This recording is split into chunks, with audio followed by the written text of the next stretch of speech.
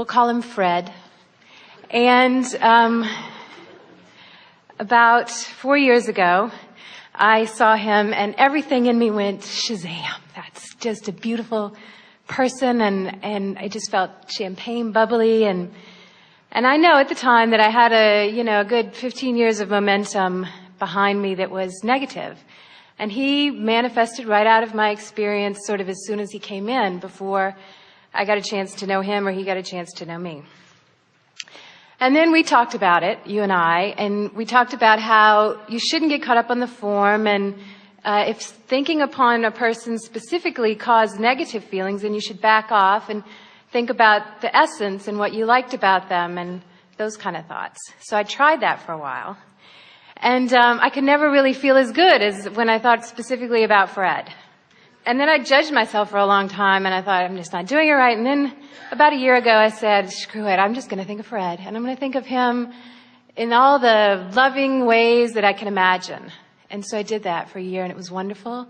And 2 weeks ago, I saw him drive down my street, and I thought, it's worked. It's brilliant, And so I went up to where I saw he was staying, and I buzzed the buzzer, and I was like, hi, and I did not get the response that I had been imagining. In fact, it was very, weird. And then I thought this, and this is why I thought, okay, well, maybe I could get really upset about this and think I've really not done any of this right, or I could think, you know what, maybe he was caught off guard and he doesn't know what a good idea I am and what a good idea we'd be. And so that made me feel better. But at the same time, then I thought, well, maybe I'm stopping, the real love of my life because of this specific thing, but I can't let go of the specific thing. Well, the most important question that we want to put to you is, at what point did you decide to, instead of working it out vibrationally, to jump in with action? In other words, why was the action so compelling? To go up to the buzzer that day, or? Because you were creating it in thought. Yes. You'd been sort of working it around, and you'd finally found a way to relax. In other words, you've been working on this for a while, and some was not comfortable, and some thoughts were more comfortable, and some thoughts were less comfortable, and some thoughts. But you brought yourself into quite a place of comfort. And as you got yourself into quite a place of comfort, then you began seeing some evidence of your motion forward. And then, rather than letting the stream continue to carry you to the fruition that you're looking for, you must have lost faith in the stream's ability to take you where you wanted to go, and you decided to go ring the buzzer. In other words, so this is just our way of saying to you, you don't have the timing that the universe has. So now you want to say, well, is the universe really taking me to Fred? And we say, if you can trust that the universe knows all the good stuff you got from Fred, and all the good stuff you got from John, and all the good stuff you got from Jim, and all the good stuff you got. If you would accept that you've been sifting through the sands of men for quite a very long time, and that you have created a magnificent relationship of which Fred is a part, but not all-inclusive. In other words, there's stuff that Fred has that's really active and dominant in Fred that is nowhere a vibrational match to what's going on in your vibrational escrow. So meanwhile, the universe knows full well what you want and knows where all of it is and is calling you toward it and giving you evidence that you are focusing well. But all of a sudden, you want to jump in with both feet and with all of your action and go ring Fred's doorbell, and the universe is saying, wrong doorbell, wrong doorbell, wrong doorbell, okay, wrong doorbell. This is the idea on that. I want to go, well, if Fred's not right for me, shouldn't I get to have some experience with Fred and then go, okay, no, thank you, Fred? Why does the universe get to say, Fred's not yours?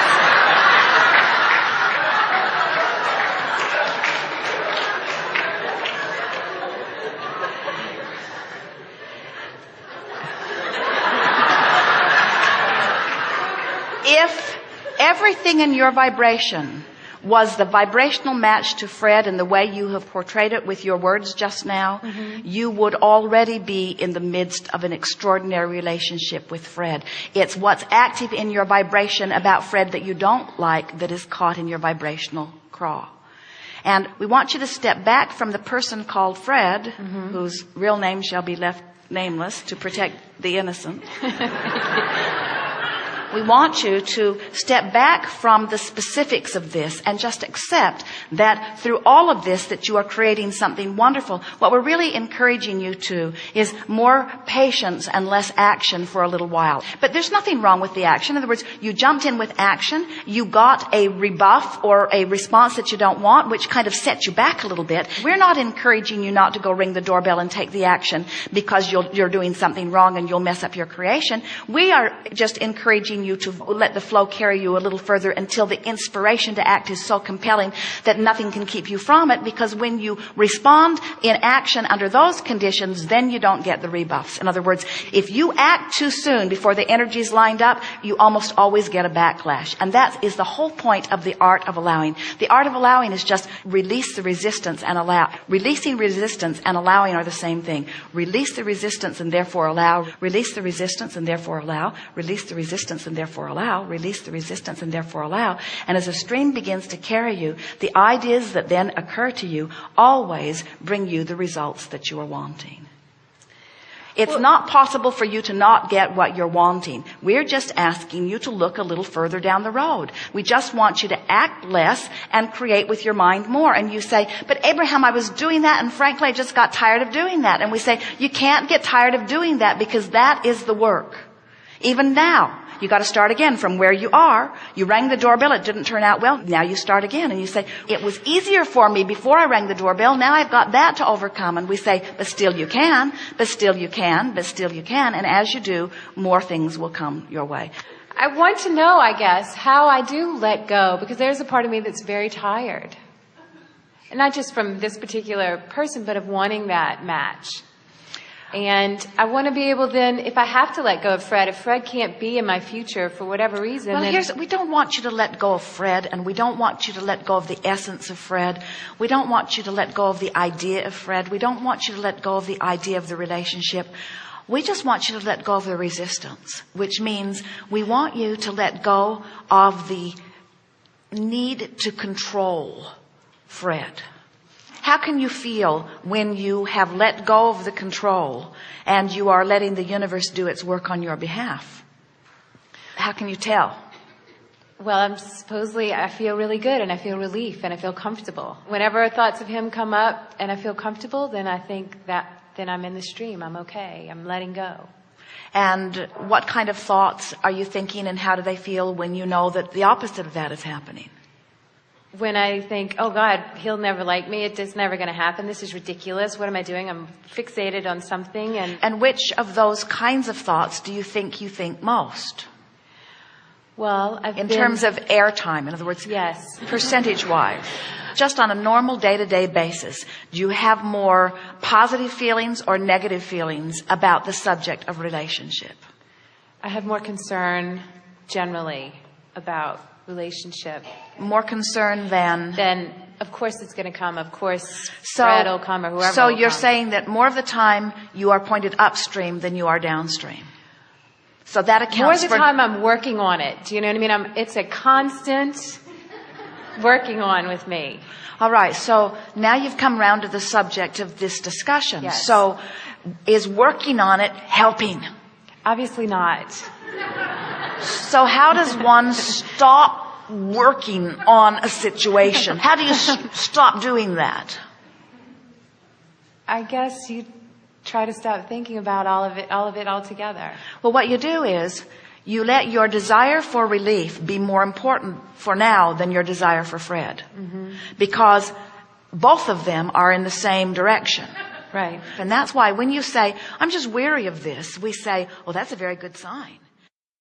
Because when you're weary of something, it means that you're getting ready to stop the struggle. You see, we want to convince you that you cannot not get what you want. But you can prolong it by struggling against the current. And so the reason that we're belaboring this with you is because we want everybody to stop for a little bit and identify what are your reasons for pushing against things. In other words, we know that you ultimately want the relationship that you want. So what is it that makes you and almost everyone else unwilling to just let it go, to just drop it, to just say, all right, step 1, step 2, step 3. Step 1 is launch the desire, and boy, have I done that. And step 2 is source answers it, which means it's already done, which means I'm being called toward it. And step 3 is I just have to allow myself to float freely on the current that's moving toward what I want in a free-flowing environment until I get there. If you know what you want is there and you know you're floating, then why would you feel anything but joy? And we say you wouldn't if you were floating. It's the paddling upstream thing that makes it not feel fun. So just stop that. We would encourage you to get off the subject for a while, find some other things that are important to you. Don't belabor it. Don't keep working at it. Don't keep up the struggle. Mm-hmm. You see, every subject is really two subjects, what is wanted and lack of it. And it's a fine line when you activate a subject of your desire to activate it with the flow or against the flow. And if your habit is to worry about it, then every time you activate it, you're going to worry about it. So you've got to find some way of disengaging from that need to do something about it. We don't want you to give up on your goal or give up on your desire. In fact, we know you can't. You cannot be less than life has caused you to become. But you can allow yourself to go toward it, or you can keep yourself from going toward it, and you can tell in the moment of the discussion which you are doing. So now, give us some reassuring words that let us know that you are able to release the struggle and go with the flow. I very much want to believe that I can look upon something and say I want that and not get wound up about it and not get tensed about it. I want to be able to create specifically one day. I want to figure out how I can create specifically and be letting go at the same time. That's the question of the day. In fact, it's the question of this workshop. In fact, it's the question of creating. It's the best question we've ever heard. How do I find my place within this? If the universe is orchestrating and if I am deciding through the deciphering, then how do I know when I'm getting in my own way? And we say tension starts to come over you. How do I know when I've gotten out of the way? I start to feel more relaxed. How do I feel when I'm hindering it? I don't trust it. How do I feel when I'm helping it? I feel more trusting. How do I know when I'm going with the flow? It's fun. How do I know when I'm not? It isn't fun. How do I know when I've let go? I feel good. How do I know when I haven't let go? I feel tense. How do I know when I'm free flowing? I feel ease. How do I know when I'm pushing against the current? I feel tense.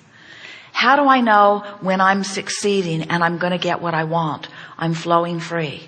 I'm flowing free. But Abraham, I'm flowing free, but I don't have Fred. So how do I know it's working? And we say, because you're flowing free. Right. Flowing free has to be what you're after. Yes. Fred's downstream. If you're flowing free and Fred's downstream, what's inevitably going to happen? I'll run into him. You will. And when you do, it won't be something that you've orchestrated in a way. It won't be false. It won't be contrived. It won't be manipulative. It will be a rendezvous that flowing streams have orchestrated. And when it happens, and I come into contact, and I recognize and I see through the way that I feel the perfection of this relationship, I won't say, are you Fred? Because it won't matter. Right.